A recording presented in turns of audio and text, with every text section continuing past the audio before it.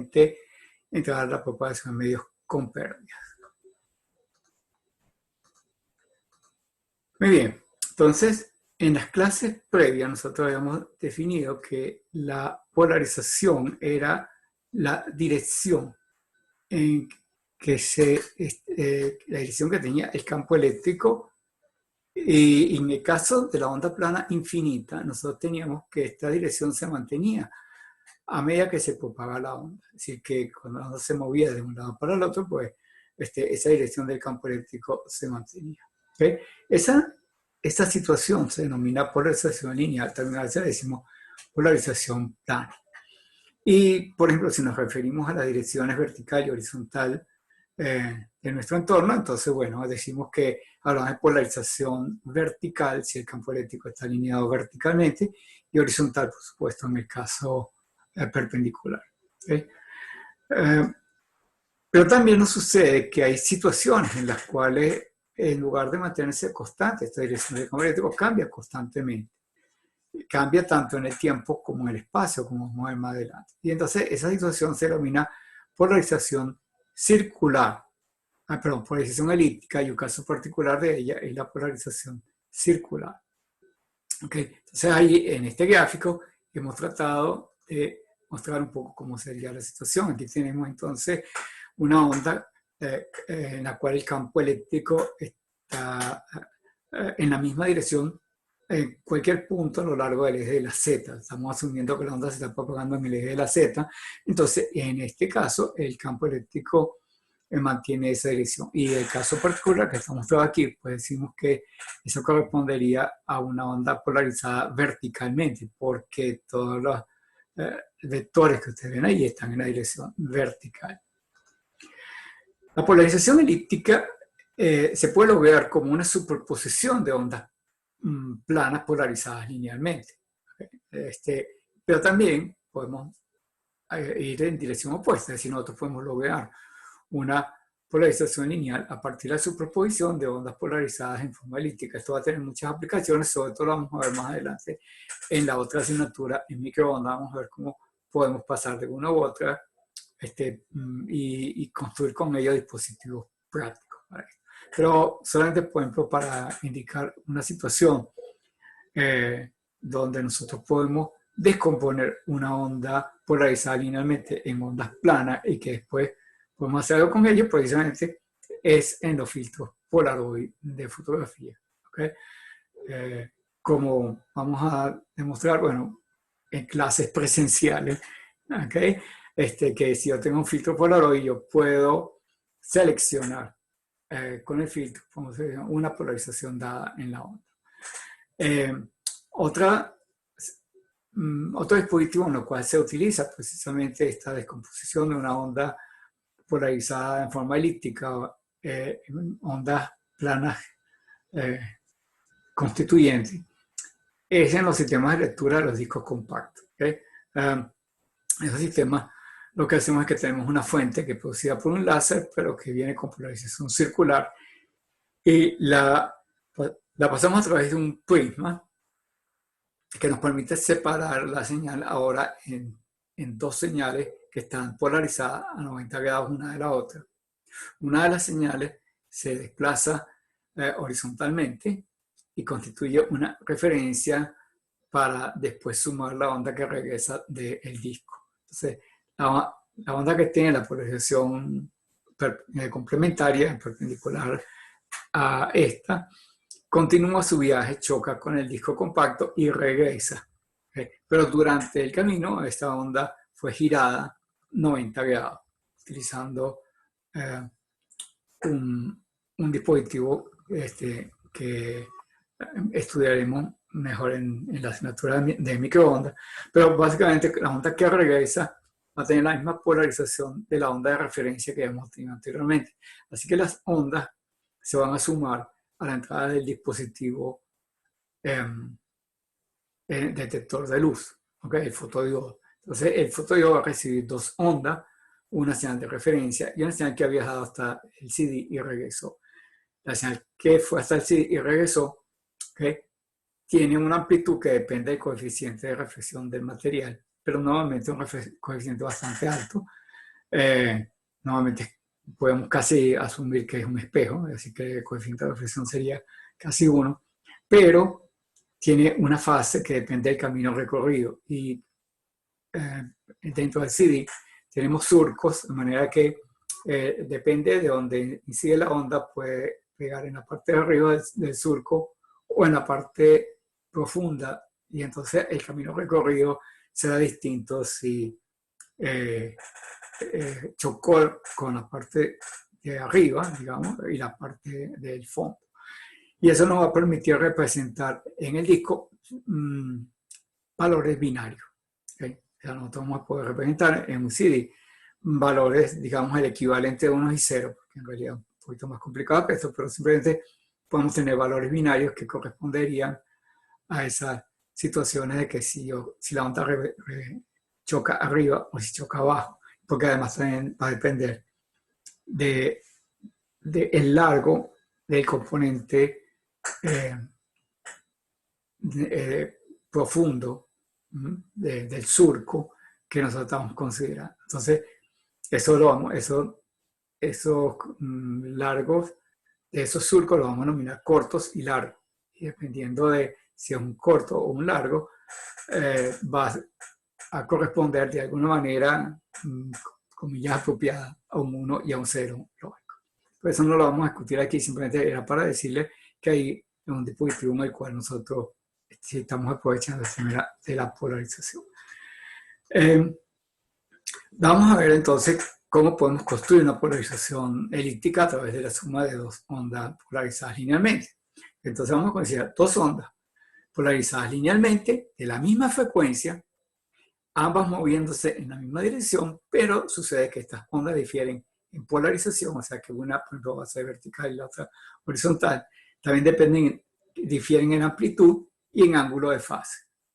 El campo total se va a obtener pues de sumar cada una de esas dos componentes. Así que entonces tengo aquí que el campo E, que será la suma de su 1 más su 2 que tenemos acá, que cada una de ellas pues va a tener un módulo de su 1, módulo fasor, ¿ok? Por el vector unitario más su 2, fasor también, por el vector unitario correspondiente que va a ser diferente de este su 1, ¿ok?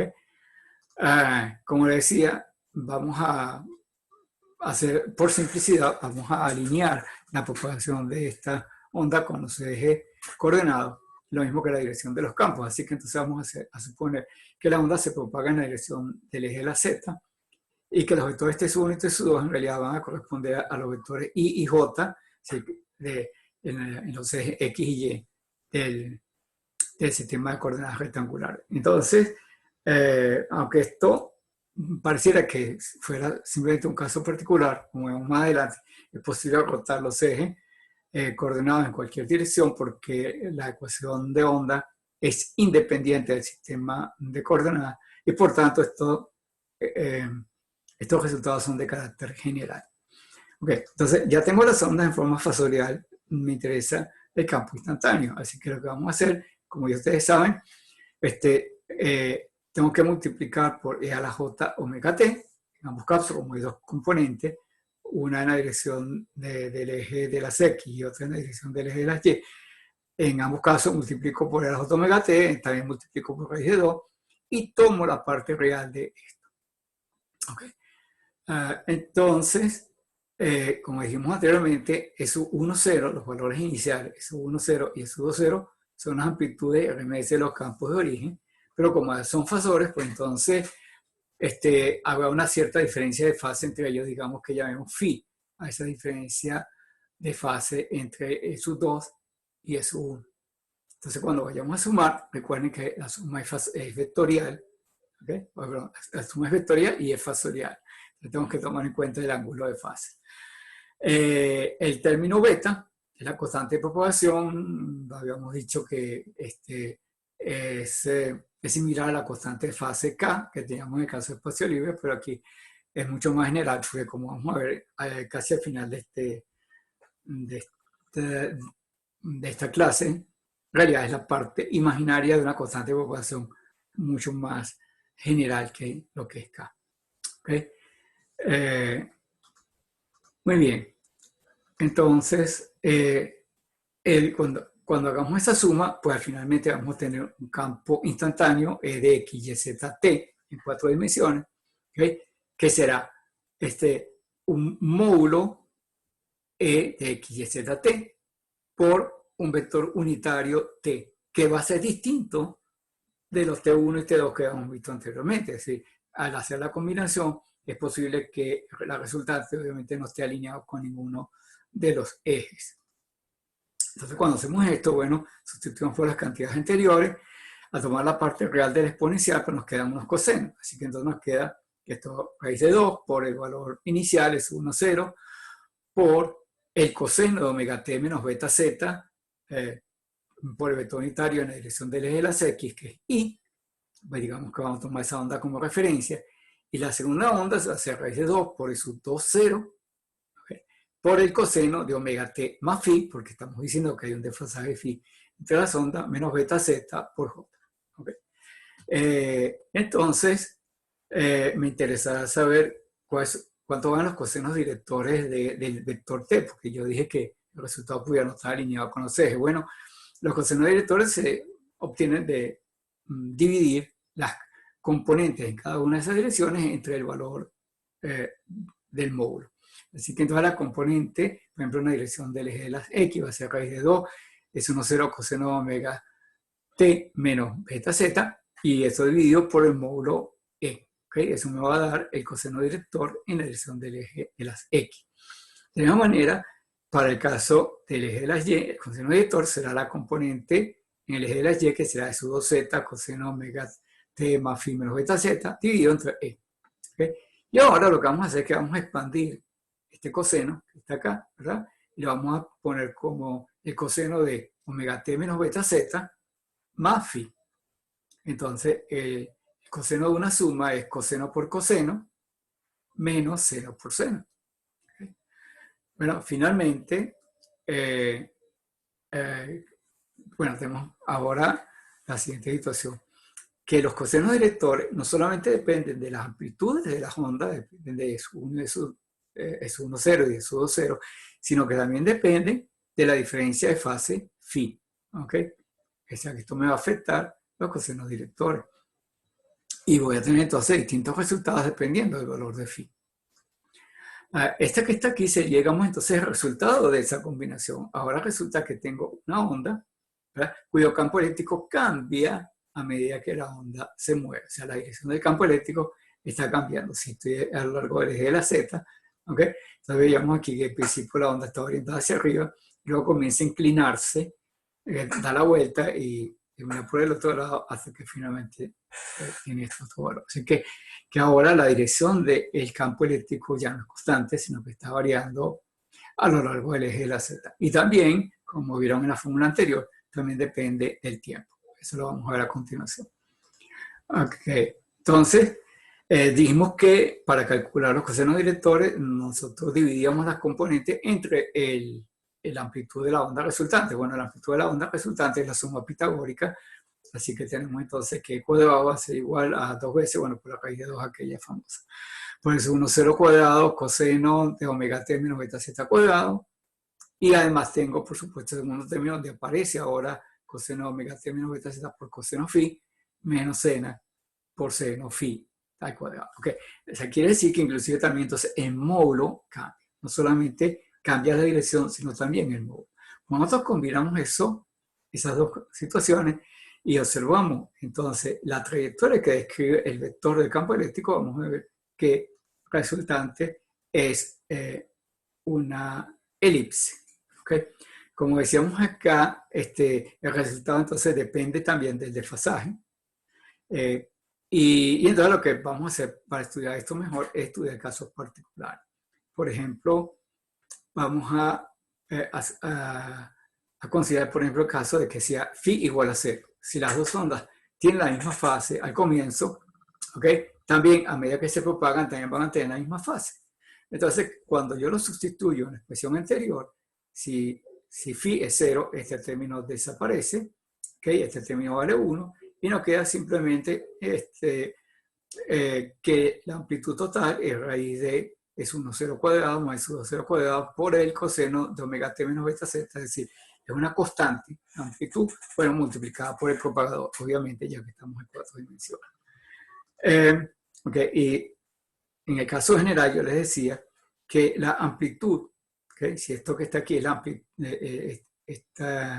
el vector que va desde aquí hasta este punto, es el vector del campo eléctrico, nos encontraremos entonces que en el plano transversal habrá una variación de la amplitud, ¿ok? O sea, ya no es el mismo valor, ya no es un valor constante, y además en la dirección. Por eso es que la forma es una elipse, y por eso que llamamos a esto entonces polarización elíptica. Un caso particular lo vamos a ver a continuación, que si asumimos que su 1, 0 y su 2, 0 son iguales, entonces esto va a ser una circunferencia, y por eso lo vamos a denominar polarización circular, que eso es lo próximo que vamos a ver acá. Entonces, bueno, vamos a calcular cuánto vale el ángulo alfa que hemos mostrado en la lámina anterior. ¿Okay? Es decir, este ángulo alfa, ¿okay? Que se forma entonces, si este fuera el eje de las X, este el eje de las Y, este el eje de las Z, alfa es el ángulo con respecto al eje de las X. Entonces, decíamos por aquí, entonces que ese ángulo se puede obtener, como la tangente de ese ángulo va a ser el cociente de los cosenos directores. Así que va a ser T sub X sobre T sub Y, y sustituimos las expresiones anteriores. Cuando finalmente dividimos una cosa entre la otra, en el caso sustituimos el valor del coseno de la suma, obtenemos este resultado, que la tangente de A va a ser de su 2, 0 entre 1, 0, por el coseno de phi menos la tangente de omega t menos beta z por el seno de phi. Es decir, ese ángulo varía con el tiempo y varía con la posición z. Entonces, lo que nos interesaría para entender mejor las funciones de todo esto, vamos a darle valores a phi. ¿Okay? Bueno, ya hicimos una cosa anteriormente. Supongamos que phi fuera igual a 0, o sea, si no hay desfasaje. Si no hay desfasaje, lo que va a suceder aquí es que esto vale 0, esto vale 1, y nos queda que la tangente de alfa es simplemente el cociente de esos 2, 0 entre 1, 0. Es decir, que la resultante de la suma de estas dos señales va a ser una nueva señal que es la suma de los vectores, pero que va a tener un ángulo constante. ¿Okay? O sea, veníamos un ángulo constante en cada uno de ellos y la suma también un ángulo constante. O sea que la resultante también es una onda polarizada linealmente, pero que ahora no está alineada con ninguno de los ejes, sino que tiene un ángulo de inclinación alfa que viene dada por esta expresión que está acá. ¿Sí? Y que, por supuesto, depende de la relación de los dos, de las dos ondas originales, su 2, 0 y su 1, 0. Otro caso que vamos a tener es cuando vamos a suponer que estas dos cantidades fueran iguales a 0. Si, en el caso anterior, si fueran iguales a 0, la resultante sería tangente alfa igual a 1, que sería un ángulo de 45 grados. Ahora, consideremos que su 1, 0 y su 2, 0 son iguales en amplitud, pero existe un desfasaje. Y vamos a darle valores a esto. Vamos a considerar, por ejemplo, una situación de que el ángulo phi fuera menos pi medio. Si el ángulo phi es menos pi medio, entonces vamos a tener que la tangente de alfa va a ser igual a la tangente de omega t menos beta z. Bueno, una solución obvia para esto, ¿okay? Es entonces que alfa sea igual a omega t menos beta z.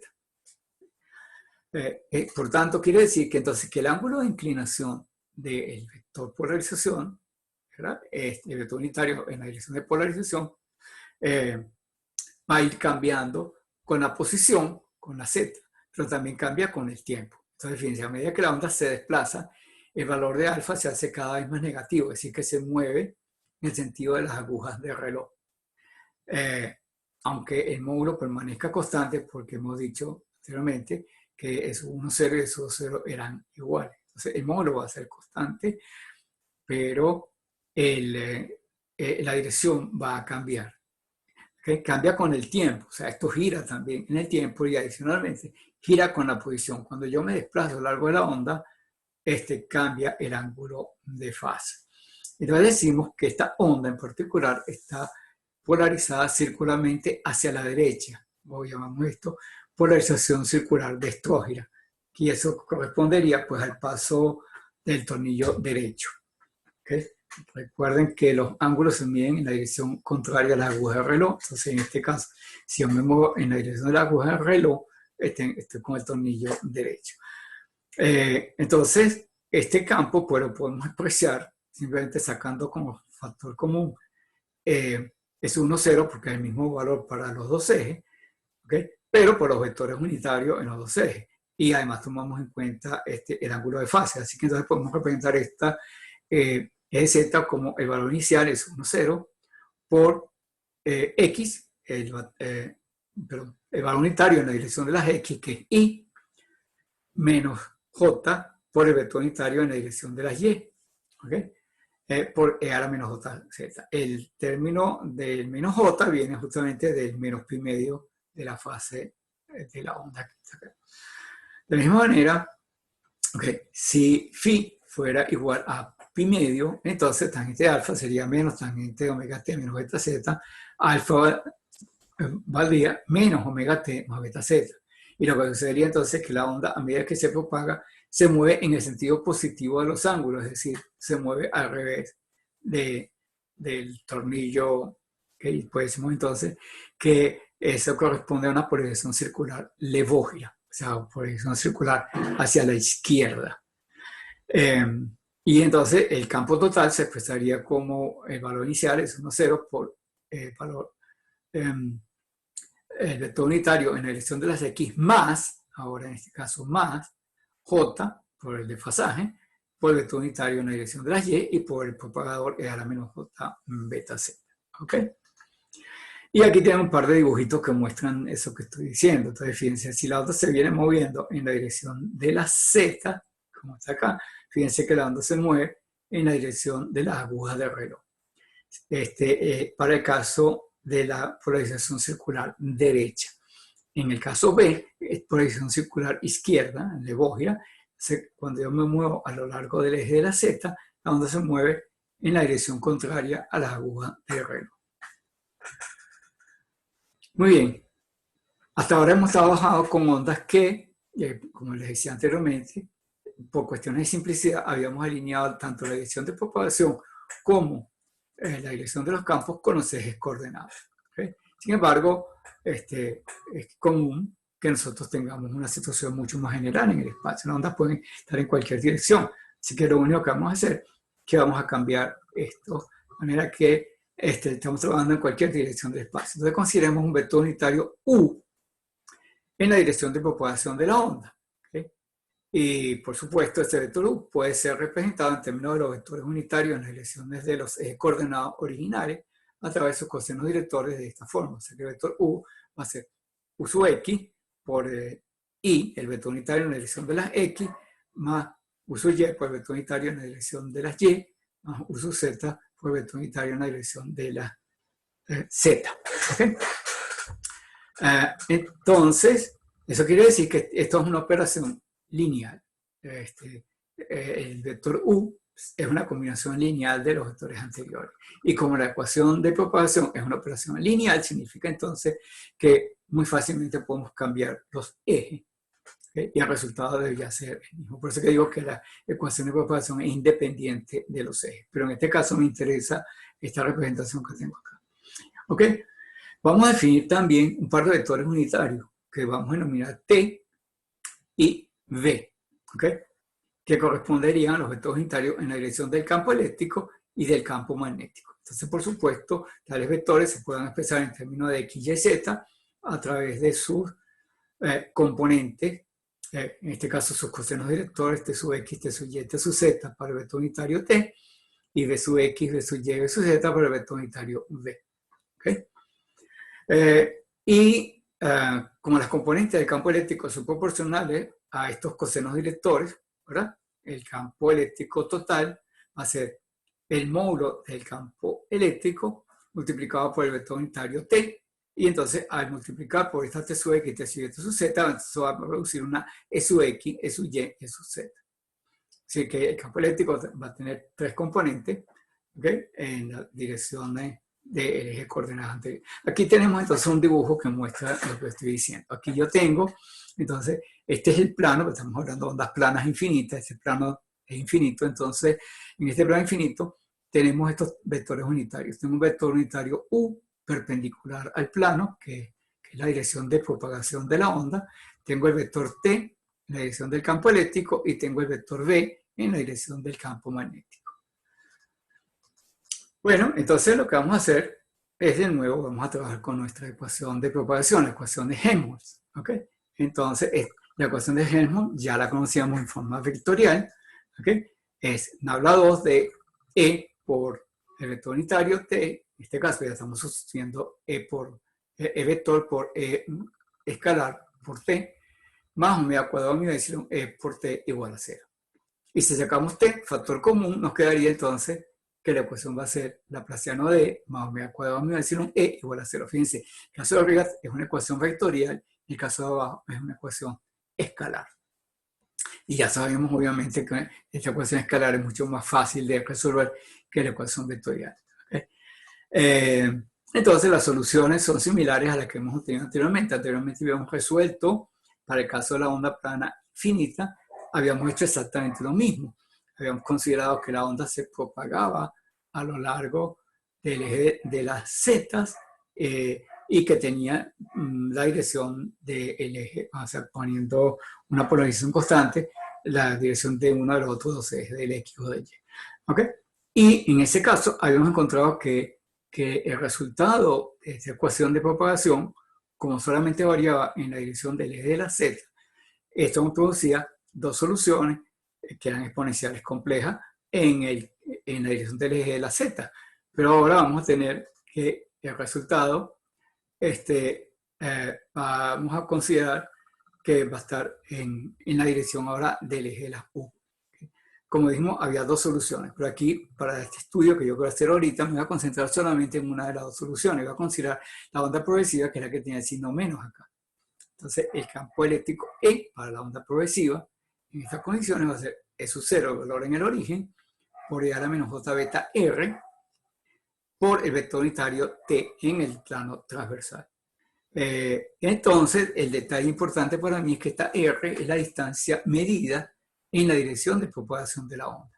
Si yo me estuviera moviendo, si yo estuviera considerando un desplazamiento en cualquier otra dirección, la que me va a interesar a mí es la proyección de ese desplazamiento en la dirección de propagación. Así que entonces lo que va a suceder es que esta R es la medida en la dirección del eje de las U. Y por tanto, esto va a consistir en la proyección, es decir, un producto interno de R por el vector unitario U, porque U es el vector que me indica la dirección que se está moviendo la onda. Y si ahora yo separo esta R vector en X, Y, en componente X, Y, Z, y esta U en sus cosenos directores, U sub X, U sub Y, U sub Z, el resultado de hacer la multiplicación, esta que está aquí, X por U sub X, más Y por U sub Y, más Z por U sub Z. ¿Okay? Y ahora, todavía nos queda multiplicar por el término beta. Así que entonces, lo que vamos a hacer ahora es lo siguiente. Vamos a cambiar esta beta escalar que teníamos allí por una beta vector cuyas componentes se obtengan de multiplicar el escalar beta por los cosenos directores del vector unitario U. Así que entonces vamos a tener tres componentes. Una que vamos a denominar B sub X, que se obtendrá de multiplicar beta por su X. Otra B sub Y, que se obtiene de multiplicar beta por su Y. Beta sub Z, que se obtiene de beta por U sub Z. De manera que esas son las tres componentes de este nuevo vector, beta vector ahora. ¿Okay? Y lo que vamos a hacer entonces es sustituirla en la expresión anterior. Entonces tendríamos acá que en la exponencial pues sería beta sub X por X, más beta sub Y por Y, más beta sub Z por Z, en cada una de las tres componentes del campo eléctrico. ¿Okay? Y ya sabemos, pues esas tres componentes, beta sub X cuadrado más beta sub Y cuadrado más beta sub Z cuadrado, es simplemente beta cuadrado, que es la suma pitagórica, pues como ya sabemos, pues, por causa de que la suma de los cosenos directores vale 1. Y como estamos asumiendo que estamos en un medio sin pérdida, el resultado es que esta beta cuadrado va a ser simplemente omega cuadrado mu epsilon. Ok. Entonces ahora vamos a irnos a las operaciones que nosotros hacemos con estos campos. Recuerden, en las ecuaciones de Maxwell hacemos operaciones de derivación espacial con los campos. Entonces, tomamos gradientes, rotores, inclusive divergencias. ¿Okay? Entonces, bueno, lo que vamos a hacer es que vamos a calcular cuánto valen esas derivadas. ¿Okay? Entonces, el tema es que la derivada de una exponencial es muy fácil de calcular. Por ejemplo, vamos a calcular el gradiente de un campo cualquiera. ¿Okay? Vamos a calcular el gradiente de esta función exponencial. Fíjense, esto es gradiente de e a la menos j beta r por u. Y habíamos dicho que esta beta por u era equivalente pues, a esta operación que tenemos acá. Menos j beta por x sub x, y sub y más z sub z. Entonces, el gradiente, en este caso, pues simplemente la derivada respecto de x por el vector unitario en la dirección de las x, más la derivada respecto de y por el vector unitario en la dirección de las y, más la derivada respecto de z por el vector unitario en la dirección de las z. Y cuando sacamos la operación, nos queda aquí que, por ejemplo, si estoy derivando respecto de x, nada, esto me interesa, aquí simplemente el resultado va a ser menos beta por u sub x, cuando yo derivo respecto de x. Así que me queda menos j beta u sub x, este término, obviamente multiplicando el exponencial por el vector unitario y. Más de este término que está acá, me va a salir un menos j beta u sub y, que será este que está aquí, multiplicando el mismo exponencial, más finalmente, aquí cuando tome la derivada respecto de z, me va a aparecer menos j beta u sub z, ¿okay? Que es este que está acá, multiplicado por el vector unitario k, multiplicado por la exponencial.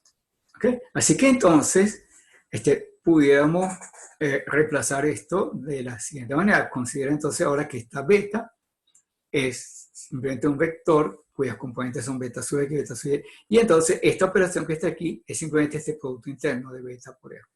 Entonces, resumiendo, la operación gradiente, o sea, la derivada direccional de la exponencial compleja que está aquí, que es el calculador de la función de onda plana, va a ser simplemente menos j beta, vector ahora, ¿okay? Constituido de estas tres componentes que están aquí, por la exponencial que tenemos acá. ¿Okay? Y esto que hicimos para el caso del exponencial, pues se va a repetir en todas las operaciones que nosotros tengamos con los campos. Así que, entonces, como vemos acá, la derivación espacial se reduce a una multiplicación por menos j beta vector. Y si ahora lo aplicamos a cualquiera de los vectores que nosotros tenemos para nuestros campos, tenemos, por ejemplo, que el gradiente de un escalar será menos j beta por el escalar. Si se trata de una divergencia, la divergencia de un vector será el producto interno de menos j beta por el vector. Si es el rotor, es el producto vectorial de menos j beta por el vector. Si se trata del laplaciano de un escalar, será menos beta cuadrado por el escalar. Y si se tratara del laplaciano de un vector, sería menos beta cuadrado por la operación que está aquí indicada, pero que también es igual a aplicar la operación de laplaciano escalar a cada una de las componentes del vector, y el resultado es el mismo. Esta última expresión que está aquí la va a ser de gran utilidad para nosotros más adelante, cuando veamos entera. Entonces, bueno, ahora el siguiente punto es propagación en medios no homogéneos. ¿Por qué? Porque yo hice lo anterior de una representación de la onda propagándose en cualquier dirección del espacio. Porque cuando la onda se propaga en medios no homogéneos, vamos a ver que cambia de dirección y tenemos que tener una manera de resolver eso. Ok, entonces teníamos, anteriormente, si el medio era lineal, homogéneo, isotrópico, las ondas se propagaban en línea recta. ¿Okay? Eso lo hemos visto hace varias clases. ¿Okay? El tema es que cuando los medios no son homogéneos o isotrópicos, tenemos las dos situaciones, ¿okay? La trayectoria de propagación difiere de la línea recta. ¿Okay? Algo de esto habíamos tocado cuando vimos teoría de rayos, esa es la clase número 2, pero ahora lo vamos a representar en términos de fasores, porque me interesa sobre todo el término de la frecuencia. Habíamos dicho en aquella oportunidad, cuando yo sacaba la cuenta, que eso dependía de la variación temporal del campo eléctrico. Bueno, resulta que esa variación es omega, ¿okay? En este caso. Así que entonces vamos a ver ese caso. Vamos a verificar la dirección de propagación estudiando el comportamiento del término de divergencia de E en un medio inhomogéneo pero libre de carga. Recuerden que la divergencia me indica la dirección en la que se mueve un vector. Entonces, bueno, nosotros sabemos que la divergencia de D es igual a la carga. ¿Okay? Entonces, si D es igual a epsilon E, tenemos entonces que divergencia de epsilon E es igual a 0 porque estamos asumiendo que no hay carga. Pero, ahora vamos a asumir que epsilon no es una constante, sino que es algo que puede variar en el espacio. Entonces tendríamos acá que el resultado de esta derivada de un producto es derivada del primero por el segundo más el primero por la derivada del segundo. ¿Okay? Y bueno, pasando esto para el otro lado, entonces nosotros tendríamos que la divergencia de E va a ser igual a menos el gradiente de epsilon sobre epsilon, producto interno con E. Y ahora el próximo paso es, vamos a sustituir la derivada espacial del campo, ¿okay? Por lo que acabamos de obtener hace un ratico. Bueno, entonces resulta que esa divergencia va a ser simplemente el producto interno de J beta por vector unitario en la dirección de propagación por E, igualado, por supuesto, a menos gradiente de epsilon sobre epsilon por E. ¿Okay? Entonces, el tema que vamos a pasar menos J beta para este lado, bueno, los signos cancelan, me queda el beta en el denominador y me quedaría entonces que el módulo de E por U va a ser igual al módulo de E por el producto interno gradiente de epsilon sobre. ¿Okay? Y entonces vamos a ver esto en un dibujo. ¿Okay? El dibujo es este que está acá. Ese es el mismo dibujo que habíamos mostrado anteriormente para 4 dimensiones en las primeras clases, pero aquí lo vamos a particularizar, por supuesto, por caso de fasores. Y vamos a darle sentido a cada una de las expresiones que está aquí. Entonces, fíjense, U es la dirección de propagación de la onda, es esta que está acá. ¿Okay? Esto que está aquí es la perpendicular al frente de onda, a perpendicular a E. Por tanto, lo que sucedería es que este ángulo, por ángulos mutuamente perpendiculares, este ángulo delta, el ángulo de desviación entre la perpendicular y la dirección real de propagación, este ángulo delta es este mismo ángulo delta que está acá.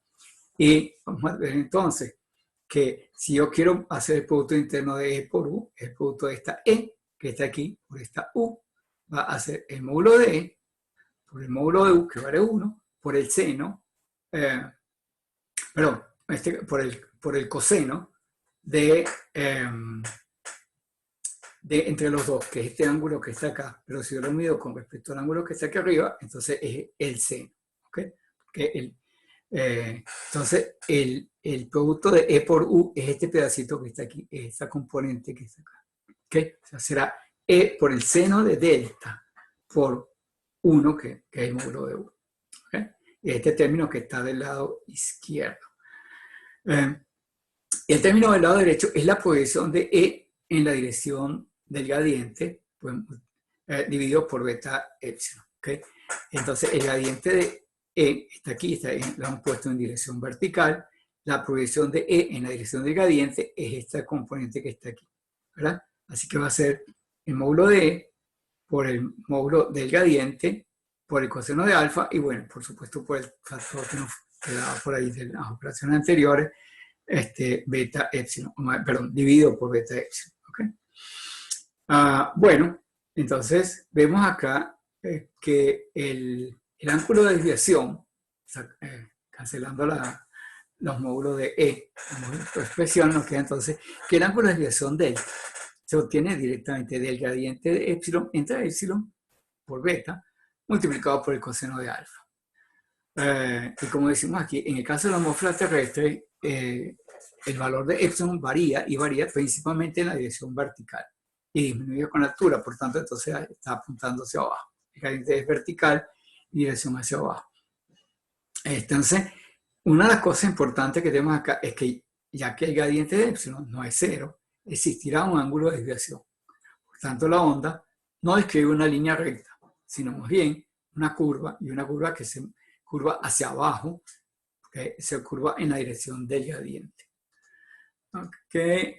Como vemos aquí, además, esta desviación depende del ángulo alfa, el ángulo de elevación del rayo. Si lanzamos un rayo verticalmente hacia arriba, ese rayo no va a sufrir desviación. ¿Por qué? Porque en este caso alfa vale 90 grados, ¿no? Aquí el campo eléctrico está a 90 grados de la dirección de propagación, que va a ser vertical. Entonces, la dirección de propagación está alineada con el gradiente y por tanto no hay desviación. Si yo lanzo una onda directamente hacia el espacio, no se desvía. En consecuencia, delta vale 0. Por el contrario, un rayo horizontal sufre una mayor desviación porque el coseno vale 1 y tiene la máxima desviación.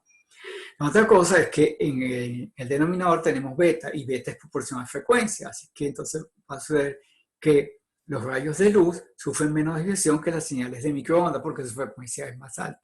De hecho, podríamos establecer órdenes de magnitud. Por ejemplo, la frecuencia de microondas está en el orden de 10 a la 9 Hz. ¿Okay? Pero las ondas de luz visibles están en el orden de 10 a la 14. Así que la desviación de los rayos luminosos es 100.000 veces menor que la de las microondas. O sea que prácticamente diríamos que los rayos de luz se mueven en trayectoria casi rectilínea, en tanto que la señal de microondas se curva un poco más. Eso en aplicaciones prácticas que veremos en otra asignatura también significará, por ejemplo, que el alcance de las ondas de radio de esta frecuencia menor es mayor que el horizonte óptico, ¿okay? Porque como el rayo es en línea recta, apenas, debido a la curvatura de la Tierra, apenas llegamos al borde de la Tierra, es decir, al horizonte visible, ya no hay más propagación de luz. Pero sí había propagación de las ondas de radio, ¿okay? Prácticamente las microondas van a ir un poco más lejos y eso hace que el alcance de ciertos sistemas de comunicaciones sea mayor que el alcance de las ondas de luz. Entonces, bueno, ya lo dijimos, una onda que viaja en un medio no homogéneo, entonces se curva en dirección de los puntos de mayor permitividad. Esto que acabamos de hacer para el caso de la permitividad también se puede aplicar al caso de la permeabilidad. Sustituyemos entonces mu como una función de espacio y tomaríamos el gradiente de mu y toda esa serie de cosas. Entonces, en realidad, podemos resumir que las ondas se curvan en la dirección de mayor índice de refracción. Y vamos a ver entonces sus aplicaciones en lo que denominamos radioenlace. Bueno, vamos a explicar qué es un radioenlace. ¿Para qué estudiamos ingeniería de telecomunicaciones? Para mandar información de un lado para el otro. ¿Y cómo mandamos información de un lado para el otro? Son ondas electromagnéticas. Así que ese es lo que nosotros hacemos en ingeniería de telecomunicaciones. Entonces, esa transmisión de señales de un punto A a un punto B usando un medio de transmisión es lo que denominamos un radioenlace. ¿Okay? Es decir, entonces, el radioenlace es una estructura constituida por un terminal que es el que emite la señal, que es el que denominamos el transmisor, otro terminal que recoge esas señales para recuperar obviamente la información, y ese lo denominamos el receptor, y hay un medio de transmisión entre dichos terminales. Y el asunto es ahora que las características de estos radioenlaces van a depender un poco no, bastante del medio de transmisión. ¿Okay? En la mayoría de las situaciones podemos considerar estas ondas como esféricas TEM. ¿Okay? Y además, si despreciamos la curvatura del frente de las ondas, se le puede considerar como localmente plana. Es decir, podemos aplicar teoría de rayos en muchas situaciones. Podemos considerar que el rayo, recuerden, es una onda localmente plana, con dimensión muy pequeña. ¿ok? El detalle es que cuando el medio de propagación no es homogéneo, como el caso de la atmósfera terrestre, la cosa es un poco más complicada. La primera cosa que vamos a tener es que tenemos además la superficie de la Tierra, y eso también va a interferir en la propagación. ¿Okay? Entonces, como me hizo aquí, en el caso de la propagación en la Tierra, pues vamos a tener que la solución es mucho más complicada que la onda en espacio libre. Si quisiéramos irnos a un tratamiento matemático para esto, diríamos que el problema se reduce a solucionar la ecuación diferencial, la ecuación de ondas, que ya la hemos visto muchas veces, con condiciones de frontera ahora, porque ahora ya no, el medio no es infinito, sino que tenemos condiciones de frontera. Y cuando tengo una ecuación diferencial con condiciones de frontera, vamos a tener un conjunto de soluciones discretas. ¿Okay? Vamos a tener un conjunto de soluciones que denominamos eigenfunctions. ¿Okay? Cada una de estas funciones está caracterizada por un número que denominamos el autovalor, el eigenvalue.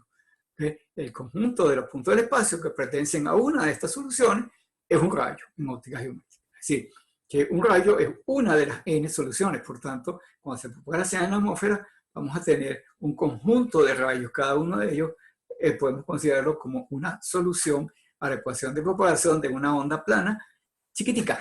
¿Okay? Es decir, una onda localmente plana que sería el rayo. Esos rayos, ya hemos dicho, no son necesariamente rectos, lo estamos viendo en las láminas anteriores. ¿Okay? Y en un mismo punto de espacio es posible que confluyan varios rayos. Y podemos aplicar el principio de superposición, así que el campo total será la suma de cada una de esas componentes. El resultado, si son pocos rayos, es muy fácil de hacer la suma. Sin embargo, las cosas se pueden complicar un poquito si el número de rayos es muy grande. ¿Okay? Como decimos aquí, si utilizamos un enfoque de ondas planas, localmente planas, es posible considerar distintas situaciones que las acabamos de estudiar en esta primera parte muy ligeramente, y después en otra asignatura se va un poco más complicado esto. Ok, entonces vamos a estudiar 3 casos de propagación. Uno que denominamos onda espacial. Bueno, hemos visto anteriormente de que si la frecuencia es muy alta, si la beta es grande, la desviación es pequeña. ¿Ok? Entonces los rayos van a estar muy juntos entre sí. Frecuencia muy alta, los rayos que se transmiten se muy juntos. Presentan un comportamiento similar a de las ondas de luz. Por tanto, esos conjuntos de rayos podemos considerarlo como si fuera una onda de luz. La mayor parte de la energía se ha confinada en la baja atmósfera y las ondas se propagan en una trayectoria casi rectilínea debido a la refracción. El casi lo acabamos de ver en las láminas anteriores, que cuando la onda se propaga a través de la atmósfera, se curva. ¿Ok? Se curva un poco. Esta simulación la denominamos onda espacial y que utilizamos normalmente en los radioenlaces, llamamos terrestres. El efecto de la Tierra se reduce, en este caso, a reflexiones en el terreno o a difracción alrededor de los obstáculos, que lo estudiaremos más adelante en este mismo curso, pero no el día de hoy. Onda superficial. La frecuencia es muy baja, por ejemplo, por debajo de 2 MHz, que el efecto del terreno es mucho mayor. Eso también lo vamos a ver hacia el final de esta misma clase de hoy. Okay. La situación que vamos a tener aquí es que tengo un medio de conductividad finita. Entonces, la onda electromagnética que está allí, ese campo magnético variable en el tiempo, induce tensiones y que provocan la circulación de corrientes en la Tierra. ¿Okay? Y esas corrientes que circulan en la Tierra, a su vez, por supuesto, son el origen de otras ondas electromagnéticas. Así que esas ondas van a interferir con la onda que viaja en el aire. El tema es que la señal que viaja por dentro de la Tierra va más lento que la onda que viaja por el aire. Y lo que va a ocurrir entonces es que muy cerca de la superficie, la velocidad es la velocidad a la que se mueve la onda en tierra. Pero cuando yo me alejo de la superficie, la velocidad es más alta. Así que lo que va a ocurrir es que el frente de la onda se inclina en la dirección de la Tierra y eso produce un efecto de onda guiada. Es decir, que la Tierra atrapa la onda y no deja que se despegue de ella. Entonces eso ocurre a estas frecuencias bajas y es lo que hace que nosotros podamos escuchar estaciones muy lejanas, inclusive que ni siquiera podamos ver, porque están fuera del alcance de la parte, digamos, visual, pero podemos escuchar frecuencias muy bajas que tengan distancias grandes. ¿Okay? Por ejemplo, ocurre muy frecuentemente si ustedes están cerca del mar Caribe, digamos acá, cerca de la playa, en la noche, ustedes, bueno, ya también en el día, pero normalmente en la noche es mucho más fácil de notarlo, ustedes escuchan estaciones de las islas que están cerca. Ustedes pueden escuchar, pueden sintonizar el radio de AM, porque estamos hablando de frecuencia por debajo de 2 megas. ¿Okay? Escuchan el radio de AM y van a escuchar Radio Aruba, que no la podemos ver desde La Guaira. ¿Okay? Está fuera de nuestro alcance visual y escuchamos tanto las radios de Aruba, Curazao, Bonaire, también las de las Islas Francesas, San Vicente, Martinique, las escuchamos ahí. Inclusive también se escucha Radio Habana, Cuba, que está mucho más lejos. ¿Okay? También Radio Habana, Cuba se escucha en el litoral en la noche. ¿Okay? Y por este efecto, en este caso ya no es la tierra, sino que es el mar el que actúa precisamente como un medio que produce este efecto de onda guiada. ¿Okay? Esta condición la llamamos onda superficial. Por último, tenemos qué pasa en el intervalo entre 2 y 30 MHz. Bueno, ahí tenemos una situación que denominamos onda ionosférica. Cuando la señal tiene esta frecuencia y mandamos la señal hacia la atmósfera, la señal llega hasta la parte alta de la atmósfera y se refracta y vuelve a la Tierra. Ya vamos a ver cuál es el origen de esa refracción. ¿Okay? Dependiendo de la altura a la cual ocurre esta refracción, podemos alcanzar distancias mayores o menores. Pero de todas maneras son distancias más allá que las que permitiría simplemente el horizonte visual. La distancia, entonces, la señal sube y vuelve a bajar, puede alcanzar distancias de cientos de kilómetros o de miles de kilómetros, dependiendo de la altura donde se produce este efecto. ¿Okay? Ese mecanismo de propagación se denomina onda ionosférica. Y antes de que existieran los satélites artificiales, en realidad, prácticamente el único medio disponible para comunicaciones internacionales, porque también estamos muy limitados, todavía no teníamos los cables submarinos, esos surgieron ya a mediados de los años 50, por ahí. Entonces, más o menos en la misma época en que se lanzaban los satélites artificiales. Ok. Entonces, ¿cuál es el origen de esta reflexión? Bueno, la primera cosa es entender que estos efectos son debidos a que la radiación del Sol, particularmente luz ultravioleta, ¿okay? Produce una ionización de las partículas libres. ¿Okay? La luz ultravioleta ioniza las partículas libres, las convierte en iones, luego esos iones se recombinan y producen emisión de fotones. Entonces, como estos son efectos que dependen de la altura, porque dependiendo de la altura habrá más o menos radiación ultravioleta, pero también habrá más o menos partículas libres, así que tendremos un efecto contrapuesto de eso. Eso lo vamos a ver en otra clase con mayor detalle, pero lo que quiero es simplemente mostrar el efecto. Entonces, lo que va a suceder es que van a haber agrupaciones verticales de partículas ionizadas. ¿Okay? Esas agrupaciones las vamos a denominar capas ionosféricas. Quiere decir esto de que a una cierta altura tenemos como un pico de iones de una determinada clase, ¿okay? Y luego habrá una zona en la cual habrá pocos iones de eso y luego habrá otro pico, o sea, otra capa ionosférica más arriba.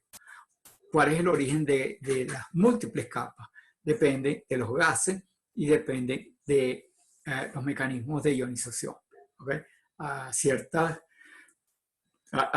alturas bajas, vamos a ver qué son lo que llamamos las ondas largas, las ondas ultravioletas largas, las que son responsables de las capas de baja altura, y más arriba tenemos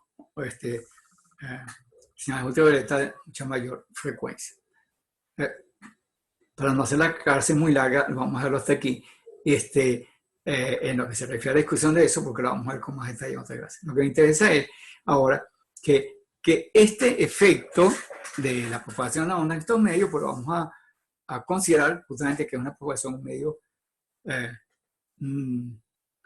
no homogéneo, ¿okay? Vamos a tener que epsilon y mu son distintos ahora de lo de la atmósfera neto, y lo vamos a denominar una epsilon efectiva y una mu efectiva. Son números complejos y dependientes de frecuencia.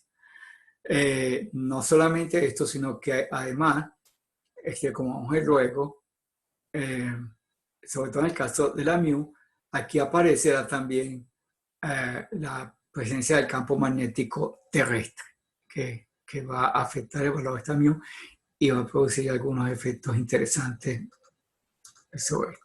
Ok, el resultado neto es que el frente de la onda se mueve más rápido en la zona donde la densidad de iones es mayor. ¿Okay? Entonces la onda se curva en la dirección en que disminuye la densidad iónica. Y por supuesto todo depende del ángulo de incidencia y la frecuencia. Entonces, si los valores son los adecuados, es posible que la curvatura sea tal que la onda se vuelve hacia la Tierra, lo que la gente llama nuevamente una reflexión ionosférica, lo cual es incorrecto porque no es una reflexión, sino una refracción. ¿Okay? Pero también, dependiendo de la misma frecuencia y del ángulo de incidencia, la señal puede curvarse hacia arriba y escapar hacia el espacio. Y eso justamente es lo que nos permite que nosotros podamos tener comunicación pronto con los satélites artificiales. Entonces veamos aquí.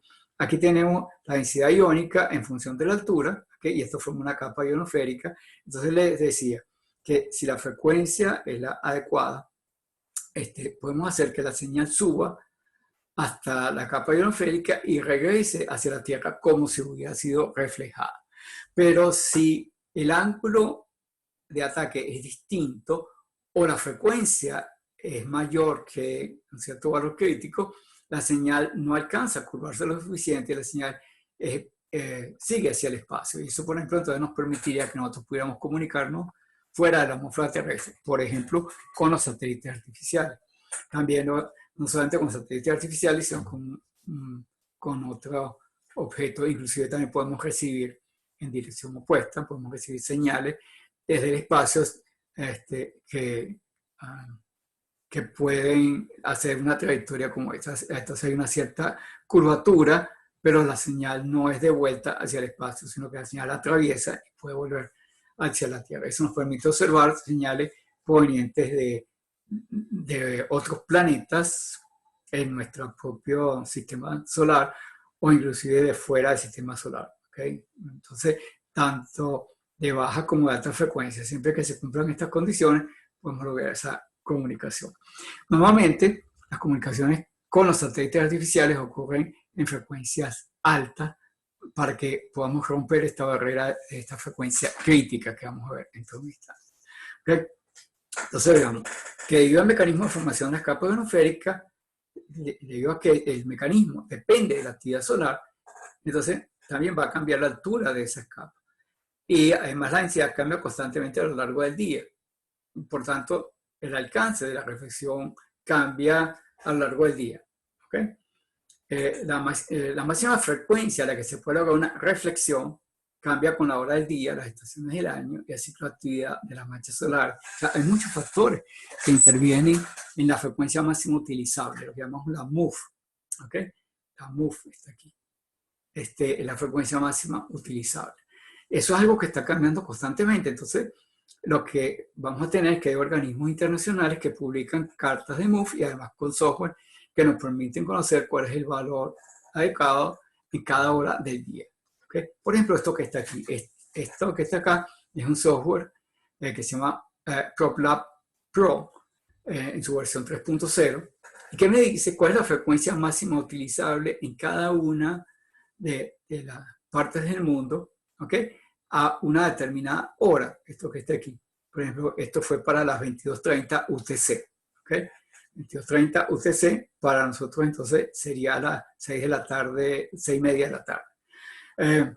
Venezuela está acá, ¿verdad? Entonces, fíjense, esto que está aquí es lo que se llama la zona gris, que es cuando ocurre la transición del día a la noche, ¿ok? Aquí también tienes la zona gris, de la noche al día y aquí es del día a la noche. ¿Okay? Eso para que cuando se consigan con con estos mapas y les hablo de la zona gris, ya sepan de qué estamos hablando. La zona gris es esa zona, esa área donde ocurre la transición del día a la noche o de la noche al día, como tenemos acá. Entonces, fíjense, si yo quiero comunicarme con cualquier punto, yo lo que tengo que ver es cuál es la máxima frecuencia utilizable a distintas horas. Y nuevamente, obviamente, me interesa el punto donde va a ocurrir la reflexión, no el punto donde yo estoy parado, sino el punto donde va a ocurrir la reflexión. Vamos a suponer que yo estoy tratando de hallar, quiero hacer una comunicación, por ejemplo, con Europa. Okay, digamos aquí en España, yo estoy en Venezuela y yo soy un radioaficionado. Recuerden, se lo he dicho muchas veces, yo soy radioaficionado. Yo quiero hacer una comunicación de Venezuela a Europa. Entonces, yo quiero saber cuál es la máxima frecuencia utilizable. Yo tengo que buscarla aquí, más o menos a mitad de camino, en el Atlántico. Tengo que buscar cuál es la máxima frecuencia utilizable que tendríamos allí. Más o menos tendríamos, esto es, aquí tengo 40 de este lado, 37, voy bajando. 36 esta, 33, 32, es más o menos como alrededor de unos 20 y tantos megahertz, 22 probablemente, 22 megahertz, tengo que consultarlo, aquí están las curvas, ¿eh? Tengo que buscar cuál es el índice que corresponda, pero yo más o menos veo que está alrededor de unos 20, 22 megahertz. Entonces yo, ¿qué haría si yo quiero una comunicación a esta hora con Europa? Probablemente lo que yo debo hacer es utilizar la banda de 14 MHz, la banda 20 metros, y eso me permitiría una comunicación con Europa sin ningún problema. ¿Okay? Si fuera otra hora del día, tengo que consultar la curva para tener la curvatura. Por ejemplo, me ocurrió una vez que yo estaba tratando de hacer una comunicación con Europa, como a las 3 de la mañana. Para mí eran las 3, para esta zona ya eran las 7 u 8 de la mañana. Entonces, de repente, pues me contesta una estación en portugués. Y yo dije, pero claro, yo estoy tratando de comunicarme con Europa y bueno, yo pensé al principio que estaba hablando con Portugal. Pero cuando por el acento de tipo no parecía que fuera portugués de Portugal. Entonces más bien pensé que yo estaba comunicando con Brasil, ¿okay? O sea, estaba haciendo una trayectoria en esta dirección en lugar de en esta dirección. Entonces yo pregunto al operador si es una estación PY, que decimos Papa Yankee, que son las siglas de vecinos, nosotros somos Yankee Víctor Venezuela. Entonces, él me dice, no, yo no soy de Brasil, yo soy de África. Entonces, de África. Y entonces, él me dice, no, que él era de Mozambique. Ahora, Mozambique está aquí. ¿Okay? Entonces, yo había atravesado el Atlántico por este lado, en lugar de llegar a Europa, llegué a África. ¿Okay? Y para él también era como las 7 de la mañana. En ese momento tuvimos una propagación en una frecuencia que no debería estar abierta en ese momento, pero tuvimos las condiciones. ¿Okay? Simplemente le dejo a ustedes el gusanito por la inquietud por lo de los aficionados. Ok, para culminar esto de aquí, si ya la clase está siendo un poco larga, vamos a propagación en medios con pérdida en medios lineales generales. Ok, anteriormente nosotros consideramos la onda plana infinita. Okay? El medio era sin pérdida y se veía que la onda no se atenuaba cuando viajaba. Okay? Pues ya ondas progresivas, ondas reflexivas, pero no había variaciones en la amplitud RMS de la onda plana infinita. En el caso de la onda esférica sí había una variación de amplitud, pero que era consecuencia de la curvatura finita de los rayos, o sea, es un efecto de divergencia de los rayos. ¿Okay? Y por tanto eso no es debido a pérdidas porque estamos asumiendo que no hay conductividad en el medio. Sin embargo, en los medios reales sí va a haber pérdidas y eso va a producir una disminución en la amplitud de la onda cuando viaja por estos medios. ¿Okay? Entonces, bueno, vamos a volver a resolver las ecuaciones de propagación, pero ahora considerando que sí tenemos conductividad. Aunque eso ya lo hicimos en 4 dimensiones, ahora lo volvemos a hacer para 3 dimensiones usando los fasores. Por tanto, en la ecuación del rotor de H, vamos a tener que esto va a ser J omega epsilon E Y adicionalmente tenemos una corriente de conducción sigma E, debido a la cantidad finita del medio. Ahora lo que vamos a hacer es que vamos a sacar factor común E, y todo esto que está aquí lo vamos a denominar una cierta permitividad efectiva definida de esta forma. Entonces, la permitividad efectiva va a ser igual a epsilon más sigma sobre j omega. Así que la permitividad efectiva es compleja, tiene parte real y parte imaginaria. Y lo vamos a denominar epsilon prima, que sería la epsilon del material, menos j epsilon segunda, que es la que tiene que ver con el tema de la conductividad. Al sustituirlo en la expresión, vamos a tener que el factor de H va a ser igual a j omega epsilon efectiva por E. Y como esto ya lo hemos resuelto anteriormente, ¿okay? Entonces escribimos, digamos, la ecuación de onda, lo sustituimos en el laplaciano aquel que teníamos por allá, y ahora nos va a quedar que la ecuación de propagación va a ser laplaciano de menos gamma cuadrado E, donde esta gamma es una nueva cantidad compleja, que es simplemente la raíz cuadrada del producto de j omega mu, j omega epsilon efectiva. Y como epsilon efectiva es compleja, ¿verdad? Tiene parte real y parte imaginaria, la cantidad subradical es compleja y su raíz cuadrada también lo es. Así que entonces este término gamma va a tener una parte real alfa y una parte imaginaria beta. Cuando nos sustituimos en la solución de esto, ya sabemos, son exponenciales complejas. Entonces nos queda un término para la onda progresiva, y ahora menos gamma z, y otro para la onda regresiva, y ahora gamma z. Y cuando separamos gamma en su parte real y parte imaginaria, nos queda una exponencial real, y ahora menos alfa z aquí, una exponencial compleja, y ahora menos j beta z. ¿Okay? Y es lo mismo para el otro lado. Y esto produce, pues, los resultados. Este que tengo acá, pues va a ser el resultado para el caso de la onda progresiva. Es decir, si yo tengo un dialéctrico puro, la onda no cambia de amplitud, como hemos visto acá, son una onda plana infinita, pues no cambiaba la amplitud. Pero cuando llega al material conductor, pues entonces comienza a atenuarse esto, la envolvente de esto es exponencial real, llegar a menos alfa z. Si la onda estuviéramos moviendo en la dirección opuesta, o sea, la onda regresiva, tendríamos esta misma forma de onda, pero al revés. O sea, la onda se atenúa en la dirección de la z negativa. ¿Okay? Entonces ahora, como les decía, si nosotros ahora sustituimos los valores que habíamos hecho anteriormente para la onda plana genérica, que ya habíamos hecho para términos de J beta, resulta que J beta es la parte imaginaria de gamma. Entonces podemos utilizar los mismos resultados. O sea que la derivada de esa exponencial compleja va a ser simplemente una multiplicación por gamma vector ahora.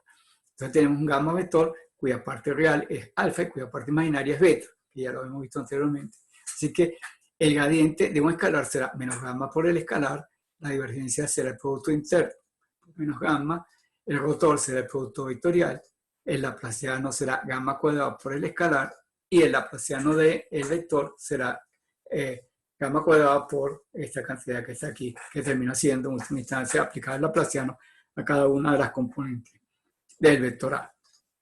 ¿Ok? Entonces ahora vamos a obtener cuánto vale el campo magnético. Bueno, el campo magnético lo sacamos en la primera ecuación de Maxwell, sustituimos en la primera ecuación de Maxwell el rotor de igual a menos j omega mu h, despejamos h y obtenemos finalmente que esto va a ser gamma sobre j omega mu por el producto cruz, ya saben, por el vector unitario en la dirección de propagación por E. Y esta cantidad que está aquí la vamos a denominar 1 sobre ZW, ¿okay? que es la impedancia de onda. Y la impedancia de onda es compleja y varía con la frecuencia, porque sus componentes, ¿okay? Una subcomponente es la epsilon efectiva, que es una cantidad compleja. Eso lo diferencia, por ejemplo, el caso de la impedancia intrínseca eta, que era simplemente la raíz de mu sobre epsilon, porque era el cociente de dos números reales. Su raíz cuadrada también era real, así que esto era un número real y además era constante. Aquí, esta impedancia de onda es variable con la frecuencia, porque el término imaginario de epsilon segunda depende de la frecuencia. Adicionalmente, aquí vamos a ver comportamiento dispersivo de los medios con pérdida. Bueno, el caso que vamos a encontrar acá es que los términos alfa y beta varían con la frecuencia. Si beta no varía linealmente con la frecuencia, vamos a tener que el retardo de fase va a ser distinto para cada frecuencia, pero el retardo de tiempo va a ser distinto para cada frecuencia y se va a producir un ensanchamiento de la onda. Decimos que tenemos un comportamiento dispersivo. ¿Okay? Entonces, decimos aquí que en la clase anterior establecimos que los medios dispersivos, las velocidades de fase y de grupo no eran constantes, sino que varían con la frecuencia y eso producía un retardo de tiempo distinto para cada componente espectral. Y el caso era de que esto es consecuencia de que la constante de fase beta dejaba de ser proporcional a la frecuencia. Cuando es proporcional, su derivada con respecto a omega es una constante y por tanto el retardo de tiempo era el mismo. Pero ahora, si no es lineal, entonces habrá una variación con respecto a la frecuencia y eso produce un efecto dispersivo. Vamos a estudiar cómo varían alfa y beta con la frecuencia. Bueno, vamos a expandir el gamma cuadrado con el producto de gamma por gamma, hacemos esta cuenta y en términos de las partes real imaginarias encontramos que la parte real de gamma cuadrado vale a cuadrado menos beta cuadrado y la parte imaginaria vale 2j a por beta. ¿Okay? Y luego, por otra parte, hacemos las multiplicaciones de mu, epsilon y sigma, tenemos anteriormente, y podemos entonces, al hacer la comparación con gamma cuadrado, encontramos que el término real, a cuadrado menos beta cuadrado, va a ser igual a menos omega cuadrado menos epsilon. Y el término imaginario, 2 alfa beta, va a ser igual a omega mu sigma. ¿Okay? Entonces, bueno, son dos ecuaciones con dos incógnitas. Las incógnitas son alfa y beta, porque todo lo demás es datos. Así que entonces obtendríamos finalmente estas dos expresiones para alfa y para beta. ¿Okay? Entonces vemos que alfa va a ser omega por la raíz de epsilon sobre 2 por este paréntesis. Tenemos aquí, nos queda menos 1 más sigma sobre omega epsilon al cuadrado, a la 1 medio, a la 1 medio. Y en el otro caso, este menos, ahora aquí es un más. Si ahora nosotros graficamos esto en función de frecuencia, obtenemos algo como esto. Fíjense que acá vamos a tener que el eje horizontal es omega, en el eje vertical tenemos alfa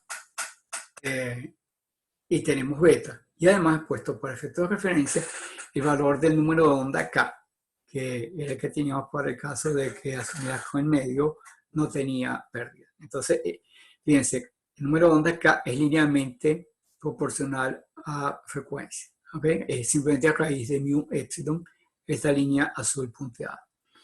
El término alfa es esta que está en la línea verde, punteada que está acá, y el término beta es esta que está en la línea roja. Fíjense que a frecuencias muy bajas, alfa y beta son prácticamente iguales, como vamos a ver dentro de un ratico. ¿Okay?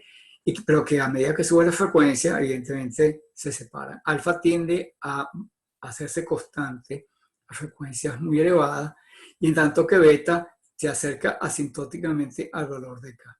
Así que cuando tomemos la derivada respecto de la frecuencia beta para las frecuencias altas, para calcular la velocidad del grupo, okay, vamos a ver que prácticamente se va a acercar al valor de al valor de la velocidad de propagación de la onda en medio no conductor, en medio dieléctrico. Okay. De hecho, aquí tengo entonces graficado esas cantidades. Fíjense ahora que tengo aquí indicada la velocidad de fase y la velocidad de grupo para ese material que está allí. Entonces veamos aquí que la velocidad de fase va a ser esta curva que está en rojo y la velocidad de grupo va a ser esta que está aquí arriba. Entonces fíjense que a alta frecuencia las curvas tienden asintóticamente hacia un valor. Y de hecho el valor que está aquí, el valor versus 0, es el que corresponde a la K sub 0 que yo había mostrado anteriormente. Es decir, la velocidad a la cual se mueven las ondas si el medio no tuviera conducción, si no fuera conductor.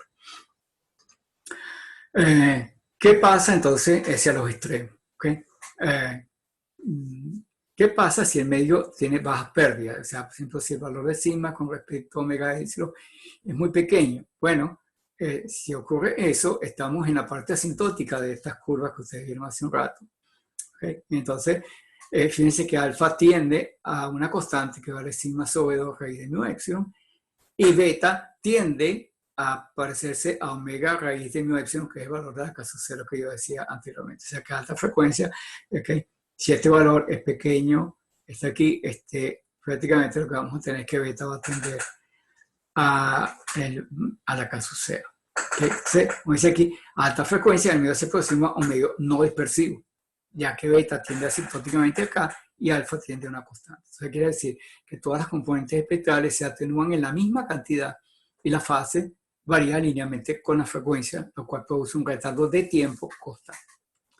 Sin embargo, ¿qué pasa del otro extremo? Si ahora sigma es grande, si sigma es grande, si el medio es altamente conductor, es decir, o la frecuencia es muy baja, entonces nos quedaría que sigma sobre omega epsilon va a ser mucho mayor que la unidad. Entonces, en este caso, el término 1 es el que es despreciable y vamos a tener que alfa y beta se aproximan entre sí y se aproximan a raíz de omega mu sigma sobre 2. Evidentemente, esa condición es no lineal y el medio es dispersivo. Un detalle importante en este caso, cuando se habla de medios altamente conductores, es que podemos asociar una cantidad que denominamos distancia pelicular o profundidad de penetración. Simplemente está definido como aquella distancia en la cual la amplitud de los campos se ha reducido a 1 sobre E del valor en la superficie. Así que cuando la señal penetra dentro del conductor, a la distancia a la cual se ha reducido esto a 1 sobre E, lo denominamos profundidad de penetración. Por tanto, entonces, ¿qué es lo que va a suceder allí? Como eso depende de omega, ¿okay? Lo que va a suceder es que a frecuencias altas la profundidad de penetración es pequeña. También, por supuesto, depende de la conductividad. Por tanto, si yo tengo un material donde sigma tiene infinito, el conductor perfecto, la señal no penetra, delta vale cero. La señal no penetra dentro del conductor, cosa que ya habíamos visto en campos electromagnéticos. ¿Okay? En el caso de otros materiales, pues vamos a ver cómo depende de esto. Entonces aquí tenemos la profundidad de penetración para varios metales dependiendo de la frecuencia. Aquí hemos cogido dos metales. El cobre con una conductividad de 5,8 por 10 a la 7 Siemens por metro y la plata con una conductividad de 6,17 por 10 a la 7 Siemens por metro. ¿Okay? Y vamos a considerar la situación a varias frecuencias, tanto el cobre como la plata. Veamos, a frecuencia de red, a 60 Hz. Frecuencia. Resulta que la profundidad de penetración es relativamente grande. ¿Okay?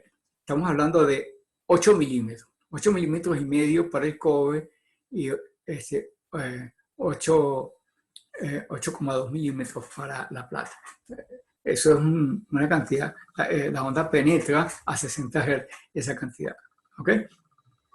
Pero si subimos a 1 kHz, vemos que ahora la señal solamente penetra 2 milímetros, más o menos, en cada uno de los dos. Ya a 10 kHz, ¿okay? Tendríamos pues este valor que está aquí, que es apenas 6,6 microondas. ¿Okay? 600 microondas. ¿Okay? 660 microondas para el cobre y 640 para la plata. ¿Ok? Para que tengan una idea de cuánto es eso, la punta del lápiz, de los lapiceros, esto es de 500 micrones. O sea que la profundidad de penetración a 10 kHz es más o menos un poquito más que el grueso de la punta de una mina de un lapicero. Un poco más arriba, a 10 a la 8, o sea, a 100 MHz. 100 MHz es el centro de las estaciones de radio FM. Okay, van de 88 a 108 MHz, el centro de 100 MHz. En el centro de la banda, la penetración es de 6,6 por 10 a la menos 4 centímetros. ¿Okay? O sea que esos son 66 micrones. Y a 10 a la 10, que sería más o menos la frecuencia de la señal que nosotros recibimos